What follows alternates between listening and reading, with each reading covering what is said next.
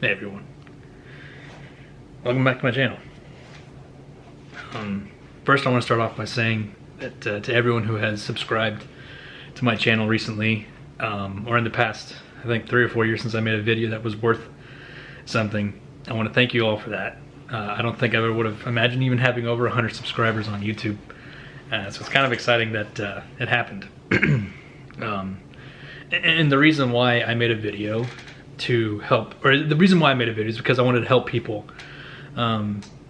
do something, and it is a solution to a problem that a lot of people have encountered, especially myself, and I found that there was a solution for it, and I made a video about it, and then I think I have like 91,000 views on it, over 800 likes. So everyone who's liked and subscribed because of that, thank you. So the whole reason why I'm making a video today is because when I have the ability to help someone do something because they can't either find out or because they simply don't know, I really relish in that. And so that's kind of what the whole point of today is the topic. It's relatable. Yes, it's even a little bit funny sometimes, and it's a little bit scary, but it's called anxiety. First things first, what is anxiety? In a nutshell, anxiety is our body's natural response to stress, which is what I'm doing right now. I'm looking all around. Besides looking, it's really hard to look straight at the camera. This is not something that I was born to do, but it's something that I want to do. Me making a video on YouTube about anxiety is something that's going to hopefully help me with anxiety eventually, and that's the goal. Anxiety is like that annoying neighbor who keeps knocking on your door at 3 a.m.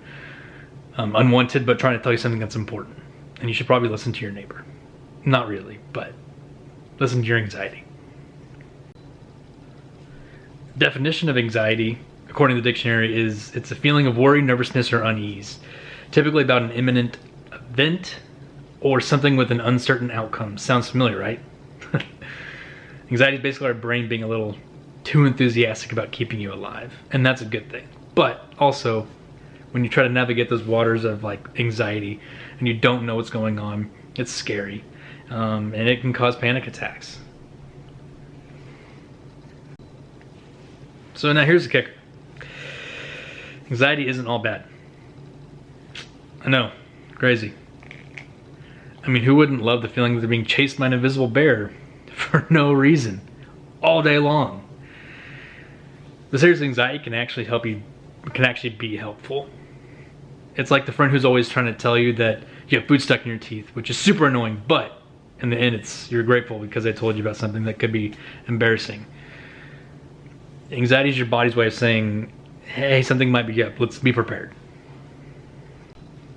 But, and it's a big but, and I cannot lie, sometimes that well-meaning friend doesn't know when to stop. And that's when we need to manage anxiety, so it doesn't take over our bodies in our lives. Anxiety is not something that you're supposed to get rid of. It's just something you're supposed to manage. And I will kind of give you a little bit of my background and see where I'm at now, and maybe you can kind of have some hope for yourself as well.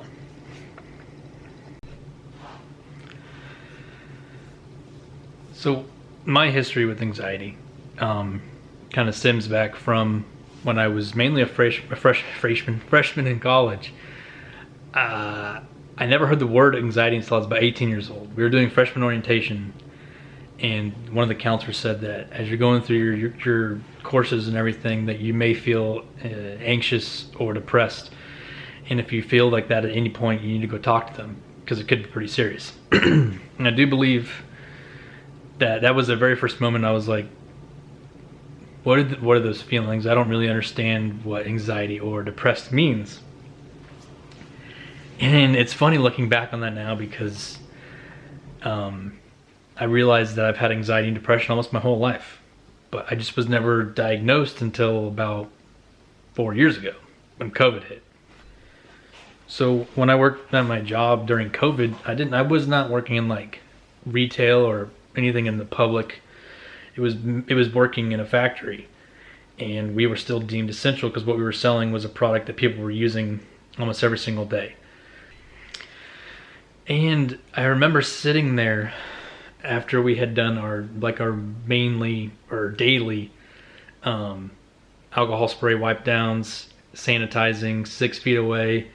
We did a bunch of cleaning stuff, and I felt this big rush of like, heart was racing, I was sweating, I felt like I was gonna throw up. And as I'm kind of just soaking in everything of like what's actually happening in the world at the moment, I felt sheer panic. And I didn't run, but I made my way towards an exit of some sort.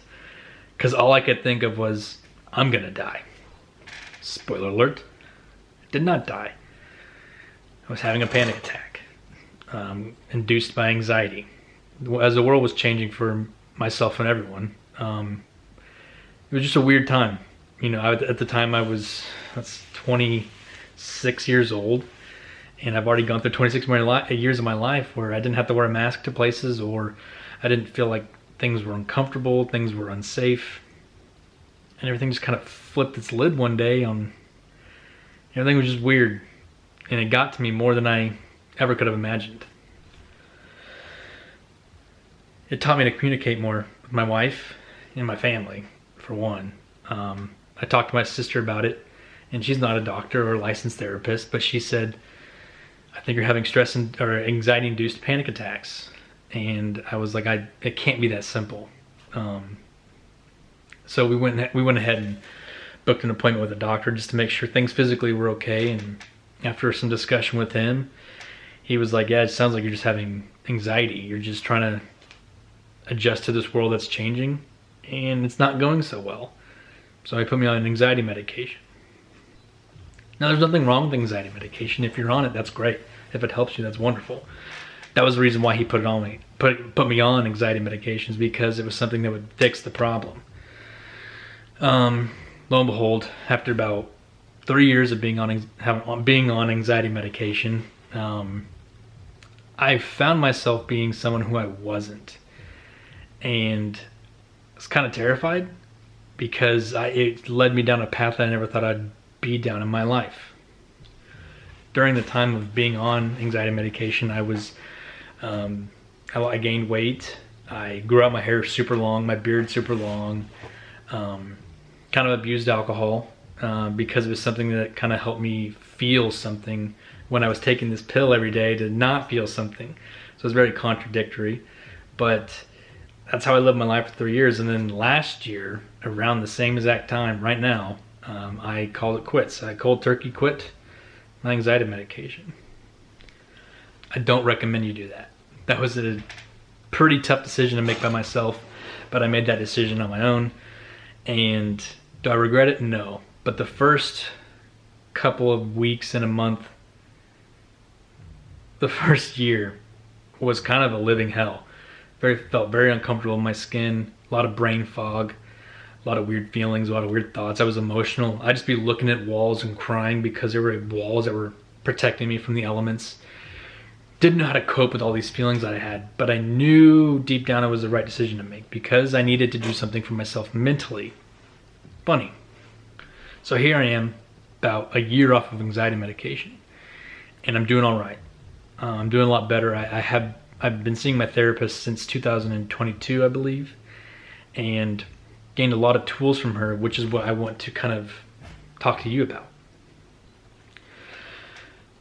Something that my therapist had talked to me about was one, and it was so simple because I'd be like having chest pains, and I was like, well, I went to the doctor and I checked everything out and I'm good.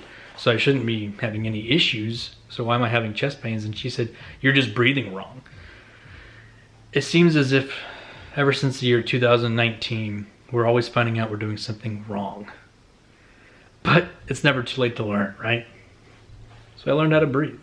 Breathing through your tummy as if you were a baby is how you're supposed to breathe. When you're breathing through your chest, what you're doing is tightening up all your chest muscles and causing it to kind of move in a way that's not really supposed to. That's why you kind of get chest pains. But don't assume all chest pains are because you're breathing weird. If you do have chest pains that are uncomfortable, you should get them checked out by your doctor just in case. So one way to manage stress and anxiety is breathing. Focus on your breathing. Deep breaths in through your nose.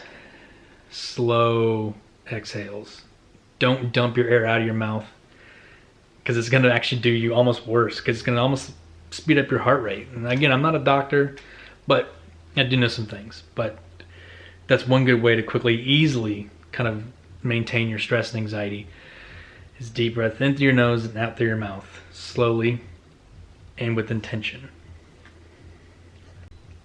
So breathing is one way how I manage my anxiety. Something that I've been catching myself doing lately while I'm at work is I get stuck in my head.